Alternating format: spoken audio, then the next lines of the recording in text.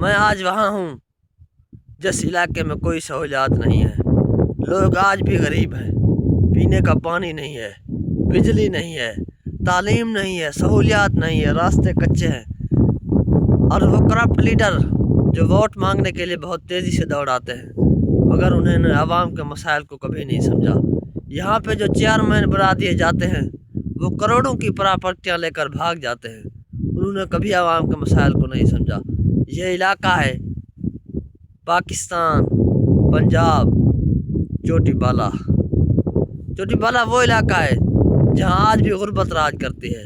لوگوں کو دیکھیں تو پتہ چلتا ہے یہ آج کے دور کے نہیں، بہت پہلے کے لوگ ہیں۔ وہیں غربت، وہیں سادہ سی زندگی، وہیں پرانا ماحول۔